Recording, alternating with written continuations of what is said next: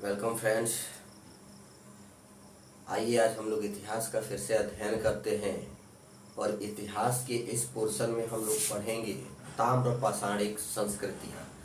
ताम्र पाषाणिक जो संस्कृतियों का अध्ययन करने जा रहे हैं, ये एक महत्वपूर्ण इतिहास का पड़ाव होता है एंशिएंट हिस्ट्री का, जहाँ से हम लोगों को नवपाषाणिक और सीधे सीधे हड़प्पा सभ्यता के बीच में कुछ सामंजस्य दिखता है।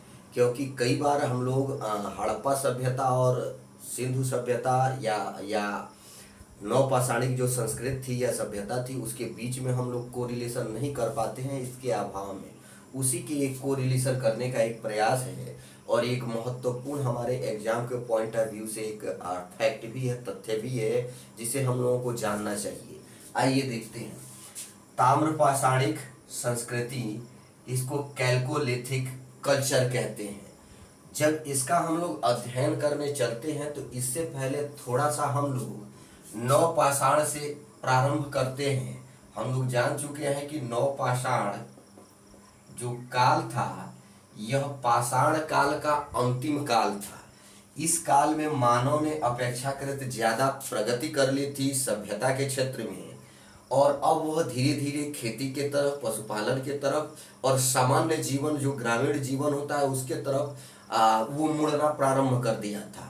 इसी क्रम में उसने विभिन्न मानवीय कृत्य किए, जिसमें से एक कृत्य आता है मृदभांड। मृदभांड का मतलब होता है मिट्टी से बने हुए भांड या मिट्टी से बने हुए उपकरण। मिट्टी से बने हुए विभिन्न उपकरण, हो सकता है खाने के पात्र हो सकता है जीवन के अन्य पक्षों से संबंधित घटनाक्रम हो, जैसे मूर्तियां हो, मुहरे हो, या मिट्टी के छोटे छोटे खिलौने हो, मिट्टी के आपके भोजन पकाने के बर्तन हो, खाने के बर्तन हो, या अन्य जो बर्तन होते हैं या उपकरण होते हैं, उन्हें हम लोग मिट्टी के जो बने होते हैं उसे मृद भांड कहते हैं।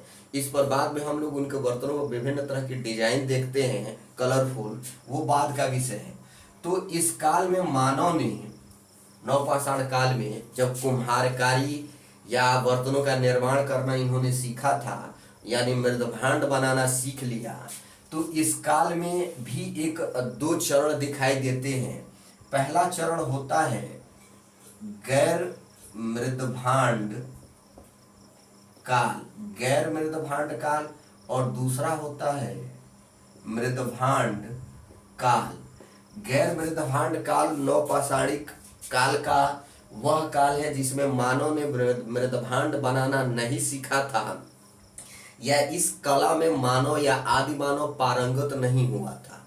किंतु नवपाषाणिक काल के परवर्ती काल में, यानी नवपाषाणिक काल के बाद वाले कालों में, नवपाषाणिक काल के ही अंतिम छोर में मानव ने मृदभांड बनाना सीख लिया या मिट्टी के बर्तनों का निर्माण करना सीख लिया। तो यह नवपाषाणिक काल का मृदभांड काल कहलाता है, जो नवपाषाणिक काल का अर्ली एज और पोस्ट एज, जो यदि दो कालों में हम लोग डिवाइड करते हैं तो ये नवपाषाणिक काल का अंतिम वाला हिस्सा है। इसी काल में मृदभांड जो निर्माण व्यवस्था का प्रारंभ किया था आदि मानव ने, इसी काल में जब धीरे धीरे वह धातुओं का प्रयोग करने लगता है, तो इसी काल के बाद से हमारा धातु युग प्रारंभ होता है। और यह धातु युगों में प्रारंभ होता है तो इसमें हम लोग देखते हैं कि मानव अब धातु का भी प्रयोग करने लगता है, मेटल्स का भी वह प्रयोग करना सीख लेता है। वह प्रकृति में प्रदत्त, प्रकृति से प्रदत्त धातुओं का वो अपने जीवन में प्रयोग करता है, जब तो उसे हम लोग धातु युग कहते हैं। मानव ने सबसे पहले जिस धातु का प्रयोग किया था, जानते रहिएगा, वह तांबा है, कॉपर है। तो कॉपर का जब इन्होंने प्रयोग किया तो कॉपर का प्रयोग ही सर्वाधिक नहीं होने लगा था। कॉपर के साथ साथ पहले से जो चले आ रहे थे जो पाषाण पत्थर, उनके भी उपकरण इनके जीवन के अभी महत्वपूर्ण हिस्सा बने हुए थे, और धीरे धीरे उनको एक तरह से कहा जाए कि उनको रिप्लेस करने का प्रयास किया जा रहा था इन धातु या तांबा से। तो इसलिए इसको ताम्र पाषाणिक संस्कृत कहते हैं। मतलब एक ऐसा कल्चर नवपाषाण काल के बाद से हमारे सम्मुख उद्भूत होता है जिसमें तांबा और पाषाण एक साथ वर्क करते हुए दिखाई देते हैं या मानव इन दोनों का प्रयोग सर्वाधिक करता है। ऐसा नहीं है कि इस काल में अन्य जो विधाएं थी उसको मानव ने भूल गया या मानव ने छोड़ दिया, क्योंकि अभी हम लोग देखे हैं यहाँ पे मिट्टी का भी प्रयोग हो रहा है, यानी मृद भांड भी बन रहे हैं। और आगे बढ़ के हम लोग देखेंगे भी कि धातुओं में सिर्फ तांबा का ही प्रयोग इन्होंने नहीं किया है इन ताम्र पाषाणिक संस्कृतियों ने, बल्कि तांबा के अलावा कहीं कहीं कांसे का भी साक्ष्य है। और यदि कांसे का साक्ष्य है तो हम लोग जानते हैं तांबे में टीन मिलाया जाता है। जब तांबे में टीन मिलाया जाता है तो कांसा बनता है। इसका मतलब वो लोग कांसे का भी कुछ स्तर पर प्रयोग किए होंगे। और बहुत से जगहों पर, जैसे जोरवे संस्कृति है अभी हम लोग देखेंगे, यहाँ पे तो सोने का भी साक्ष्य मिला है। धातुओं में कीमती सोना यहीं से दिखाई देता है और उसके दुर्लभ दुर्लभ जो प्राप्त होने के जो स्थितियां होती हैं वहीं से दिखाई देती हैं। तो इस तरह से हम लोग कहेंगे कि धातु युग मानव सभ्यता में प्रारंभ होता है और इसीलिए ताम्र पाषाणिक संस्कृति को ये भारतीय इतिहास का प्रथम संस्कृति माना जाता है जो धातु युग में प्रवेश करती है, ताम्र पाषाणिक कैल्कोलिथिक एज। और बड़ी बात यह है कि यह उत्तर से दक्षिण भारत सब जगह प्राप्त होती है। हड़प्पा सभ्यता जैसे नहीं कि उत्तर के तरफ सर्वाधिक, दक्षिण की तरफ कहीं मिलता ही नहीं है, या अब जो मिल रहा है वो मिल रहा है। तो इनका विस्तार जो है उत्तर भारत से दक्षिण भारत, जो आज पाकिस्तान है, उन क्षेत्रों में भी मिला है और हमारे पूर्व के हिस्सों में भी, हम लोग जिस क्षेत्र में रह रहे हैं उन क्षेत्रों में भी मिला हुआ है। अगली जो इसकी विशेषता है वो है कि मानव ने, जिसको अभी हम लोगों ने पढ़ा है कि पाषाण के साथ साथ तांबे का प्रयोग किया, यानी पत्थर के साथ साथ मानव ने तांबे का भी प्रयोग किया है। पत्थर के उपकरण भी थे और तांबे के उपकरण भी थे। फिर यह नव पाषाणिक और हड़प्पा सभ्यता के मध्य महत्वपूर्ण कड़ी है, यानी हड़प्पा सभ्यता और नव पाषाण काल के मध्य यह आता है, लेकिन इनके बीच ही नहीं रहता है। नव पाषाण काल अभी चल ही रहा था, तभी इन संस्कृतियों के साक्ष्य दिखाई देने लगते हैं। और हड़प्पा सभ्यता जब स्टार्ट होती है, हड़प्पा सभ्यता निर्मित हो जाती है, शहरीकरण हो जाता है, उस समय भी इन संस्कृतियों के साक्ष्य मिलते हैं। और तो और हड़प्पा सभ्यता के साथ साथ मिलने के बाद भी, हड़प्पा सभ्यता के बाद भी मिलते हैं, इसीलिए लिखा गया हड़प्पा सभ्यता के साथ भी और हड़प्पा के बाद भी। कहने का मतलब यह है कि हड़प्पा सभ्यता के साथ साथ पैरेलल ये संस्कृतियां मिलती हैं। जब हड़प्पा सभ्यता का पतन हो जाता है, उसके पतन के चिन्ह दिखाई देने लगते हैं, तब भी यह संस्कृतियां अपना अस्तित्व बनाए हुए हैं।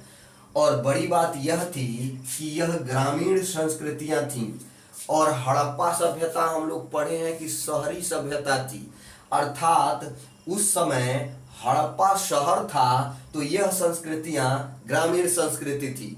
और जरूर ऐसा रहा होगा कि इन ग्रामीण और शहरी सभ्यताओं में आपस में व्यापारिक सांस्कृतिक आदान प्रदान होते होंगे और यह उस समय की बड़ी विशेषता होगी। और ग्रामीण, गांव और शहर एक साथ स्थित रहते हैं। आज के समय भी हम लोग देखते हैं कि यदि हम लोगों के दिल्ली, मुंबई या कलकत्ता जैसे बड़े शहर हैं तो हम लोगों के यहाँ उसके इर्द गिर्द के इलाकों में देखे जा सकते हैं स्लम्स, बस्तियां हैं, गांव हैं। और उत्तर प्रदेश, बिहार, उड़ीसा, मध्य प्रदेश जैसे क्षेत्रों में गांवों की मात्रा बृहद मात्रा में दिखाई देती है। तो इस तरह से एक समय में गांव भी होते हैं और शहर भी होते हैं, आप व्यवहारिक रूप में इस समय देख सकते हैं। ठीक वही कंडीशन वहां पर भी हुआ होगा। हड़प्पा सभ्यता एक शहरों के रूप में बनी हुई सभ्यता थी, तो उसके पैरेलल यह या ऐसी ही अन्य ग्रामीण संस्कृतियां रही होंगी। और बड़ी बात यह है कि इसके भी भारत में कई स्थलों से साक्ष्य मिलते हैं। वर्तमान में यदि प्रांतों के हिसाब से देखेंगे तो हम लोग राजस्थान, महाराष्ट्र, उत्तर प्रदेश, बिहार, फिर हम लोग देखते हैं मध्य प्रदेश, अन्य जगहों से, दक्षिण भारत के भी बहुत से जगहों से ऐसे साक्ष्य मिलते हैं। साथ ही साथ बड़ी बात यह है कि इसी काल में आधुनिक भारतीय समाज, जो वर्तमान में हम लोगों का भारतीय समाज है, उसके स्थापित होने की व्यवस्था या प्रारंभ इसी काल में होता है। हम लोगों के ग्रामीण समुदाय, हम लोगों के वर्तमान समाज की जो व्यवस्थाएं और विशेषताएं हैं, उस विशेषताओं की स्थापना इसी काल में प्रारंभ होती है। और बड़ी बात यह है कि यहीं पर कृषक समाज, आधुनिक जो कृषक समाज है वह उभर करके आता है, अस्तित्व में आता है। यह ग्रामीण और जो अर्थव्यवस्थाएं थी उनके साक्ष्य यहाँ पर मिलते हैं। और आधुनिक भारतीय समाज और कृषक समाज दिखाने का मतलब यह है कि अब यहाँ पर जीवन अस्थाई हो गया था।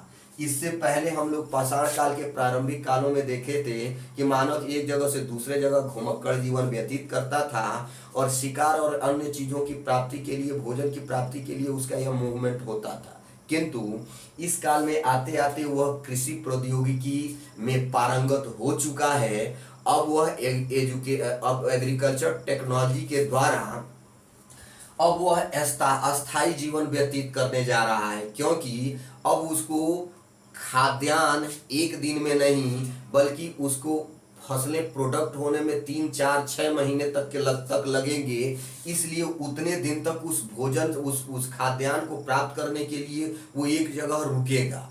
अगर एक जगह वह रुकेगा तो धीरे धीरे उसके जीवन में अस्थायित्व आएगा और जहां रुकेगा वहां पे घर बनाएगा और घर बनाएगा तो घरों के समूह दिखाई देंगे और यही घरों के समूह हमें गांव या ग्राम कहलाते के रूप में दिखाई देते हैं, कहे जाते हैं। और यहीं से ग्रामीण सभ्यता का विकास होता है। इस तरह से इस काल में अस्थाई जीवन आता है और अस्थाई जब जीवन आएगा तो हम लोग जानते हैं सीधे सीधे जीवन के अन्य विधाएं आती हैं। इसमें विभिन्न तरह के संस्कार, विभिन्न तरह के जीवन शैली और विभिन्न तरह की सामाजिक व्यवस्थाएं दिखाई देंगी। तो यहीं पर विभिन्न तरह की सामाजिक व्यवस्थाओं की स्थापना होती है, अर्थात सामाजिक जो रीतियां थीं वो स्थापित होती हैं और यहाँ से अब मानव एक तरह से सिस्टमैटिक व्यवस्थित विकास का प्रयास करेगा। आगे हम लोग देखते हैं कि इस काल की जो विशेषता थी, एक बड़ी विशेषता वह थी मृदभांड और धातु प्रौद्योगिकी। मृदभांड अभी हम लोग देखे हैं और यह मेटल टेक्नोलॉजी है। इसका विकास या इसमें विशेषज्ञता हासिल करना इस समय की संस्कृति की सबसे बड़ी विशेषता थी। मानव ने मृदभांड टेक्नोलॉजी या मृदभांड प्रौद्योगिकी को कैसे डेवलप किया, मृदा के विभिन्न तरह के उपकरण बनाए और उपकरणों में लगातार प्रयोग किया। इनके प्रयोग के फलस्वरूप विभिन्न डिजाइन के उपकरण बने और उन उपकरणों पर विभिन्न तरह के लेप लगाए गए, कलर के लेप लगाए गए, जिससे वो ज्यादा आकर्षक हो गए और आकर्षक हो गए तो उनको लोगों के द्वारा ज्यादा से ज्यादा मांग की गई। यानी उन वस्तुओं की, उन मृदा के उपकरणों की सीधे सीधे डिमांड बढ़ गई और डिमांड बढ़ गई तो उनको सप्लाई देने के लिए इन लोगों ने ज्यादा से ज्यादा और प्रोडक्ट करने की प्रक्रिया को स्टार्ट किया। इस तरह से एक व्यावसायिक गतिविधियां प्रारंभ होती हैं और यही व्यावसायिक गतिविधियां आगे बढ़ करके शहर के रूप में कन्वर्ट होने में इन संस्कृतियों या ऐसे ही अन्य संस्कृतियों को मदद करती हैं और इस तरह से एक शहरी सभ्यता, हड़प्पा सभ्यता का निर्माण होता है। इतना ही नहीं, जब इन्होंने मेटल टेक्नोलॉजी का प्रयोग किया, हम लोग जानते हैं कांसा एक मिश्र धातु है और कांसा मिश्र धातु जब है तो उसको निर्मित करने के लिए दो धातुओं को आपस में मिक्स करना होता है और इसका निर्माण धातु कर्म में किया जाता है। कैसे? हम लोग दो धातुओं को पहले पिघलाते हैं और पिघलाने के बाद से एक निश्चित अनुपात में मिलाया जाता है। जब वो आपस में मिलते हैं तो एक नई धातु, मिश्रित धातु बनती है। चाहे कांसा हो या कोई भी धातु हो, तो वो अपेक्षाकृत उन दोनों धातुओं के गुणों को समाहित किए रहती है और थोड़ा सा एडवांस मेटल कहलाती है। तो ये एडवांस मेटल को निर्मित करने का यह ढंग या इन्होंने स्टाइल या प्रौद्योगिकी या टेक्नोलॉजी इस संस्कृत के लोगों ने सीख लिया और यह बिना साइंस के ज्ञान का संभव नहीं है। अर्थात इन्होंने व्यवहारिक या अप्लाइड साइंस को सीख लिया था और इस तरह से इनके जीवन में अब इसका प्रयोग बृहद मात्रा में होने लगा और यहाँ से भी ये व्यावसायिक गतिविधियों के साक्ष्य मिलेंगे और धीरे धीरे यह ग्रामीण जो अर्थव्यवस्था एक तरह से लोकल लेवल की अर्थव्यवस्था थी यह वृहद होगी और वृहद होगी तो शहरों का विकास होगा, रोजगार का सृजन होगा और अभी तक का जो आदि मानव जो हम लोग देखे थे घुमक्कड़ और विभिन्न तरह की गतिविधियां अब उसमें सभ्यता का विकास हो जाएगा। वही संस्कृतियां आज हमारे जीवन में भी वाहित हो रही हैं। तो विभिन्न तरह की ये विशेषताओं के अंतर्गत हमने ताम्र पाषाणिक संस्कृतियों को देखा है और इस तरह से आगे बढ़ के हम लोग एक और पॉइंट देखें तो यहाँ पर अगर हम लोग धातुओं में देखते हैं तो अभी कहा गया है तांबा, कांसा या टिन। हालांकि सोने के भी साक्ष्य मिलते हैं, सोना या अन्य धातुओं के भी। सोना उस समय की एक दुर्लभ धातु थी और जो दुर्लभ होता है वो कीमती भी होता है, इसलिए यह कीमती धातु थी। इसका जो साक्ष्य मिला है केवल जोरवे संस्कृत से ही मिला हुआ है और इसके अलावा अन्य धातु भी मानव धीरे धीरे उनका प्रयोग कर रहा था, अन्य धातुओं का भी।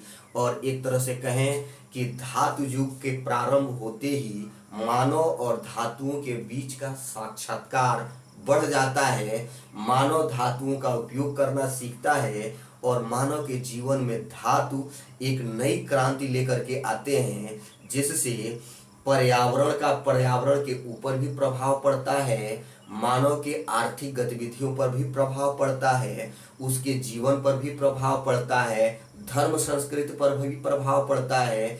यहाँ तक कि हम लोग बढ़ करके देखते हैं राजनीतिक गतिविधियां भी दिखाई देने लगती हैं आगे बढ़ करके। तो ये धातुएं देखने में कीमती या हम लोगों के लिए एक सामान्य से मृत या एक तरह से कहेंगे कि निर्जीव धातु दिखाई देती है, निर्जीव पदार्थ दिखाई देते हैं, लेकिन इन धातुओं ने सजीवों के जीवन में कितना बड़ा परिवर्तन किया है ये सहज ही अनुमान लगाया जा सकता है।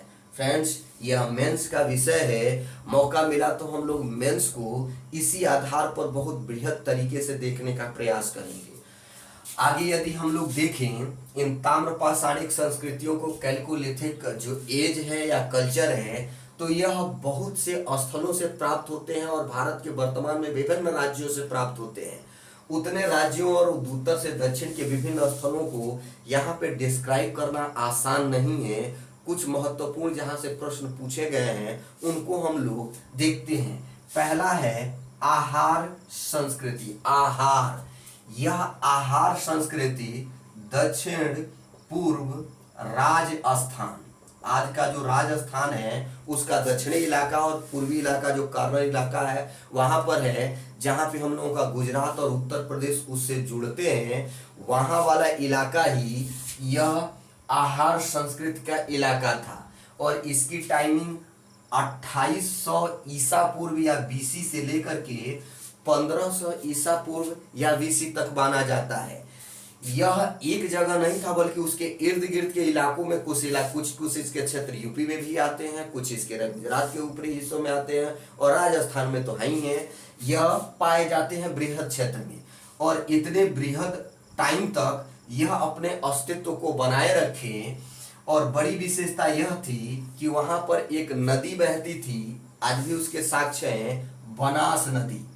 बनास नदी के घाटी में ही इस आहार संस्कृति, इस ताम्र पाषाणिक आहार संस्कृति का उद्भव हुआ था। इसीलिए कभी कभी इसके नाम पर ही इसे बनास संस्कृति भी कहा जाता है।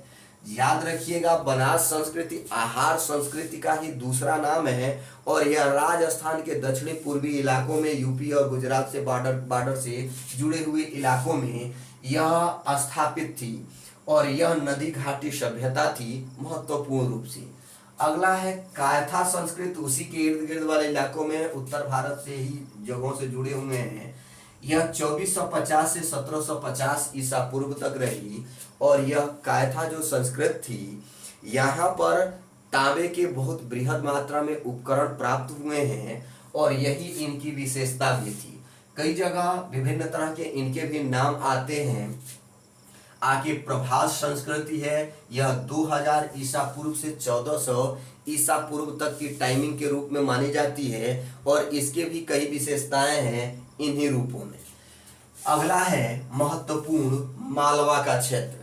मालवा का क्षेत्र जो होता है वो एमपी के ऊपरी साइड में होता है। ग्वालियर का नाम सुने होंगे। ग्वालियर और हम लोगों का यूपी का बॉर्डर लाइन के एरिया जो है उन क्षेत्रों में बुंदेलखंड के जो साइड वाले इलाके हैं वहां पर यह मालवा का क्षेत्र माना जाता है। जब हम लोग ज्योग्राफी पढ़ेंगे तो इसको मैप के हिसाब से देखेंगे, मालवा का पठार, मालवा का क्षेत्र। तो वहां पर नर्मदा नदी घाटी में यह विकसित हुई सभ्यता थी, संस्कृति थी और उसके इर्द गिर्द के इलाकों में कई जगह इसके साक्ष्य मिलते हैं। इस मालवा संस्कृति में या उसके क्षेत्र में भी तांबे का प्रयोग होता था और वहां के विभिन्न इलाकों को तांबे की इन संस्कृतियों के आधार पर ही जाना जाता था।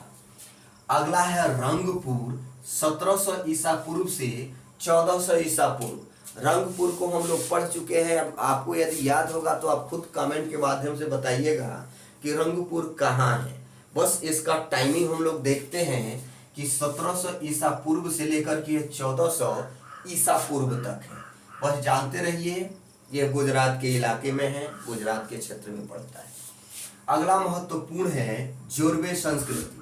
यह महाराष्ट्र के क्षेत्र में है और महाराष्ट्र में एक जिला है अहमदनगर। यह अहमदनगर वही है जहां पर 1707 में औरंगजेब की मृत्यु हुई थी। हम लोग आगे बढ़ के पढ़ेंगे। तो इसी अहमदनगर क्षेत्र में या अहमदनगर जिले में महाराष्ट्र में यह जोरवे संस्कृति के साक्ष्य मिलते हैं और यह 1500 ईसा पूर्व से लेकर के 900 ईसा पूर्व तक का हिस्सा है।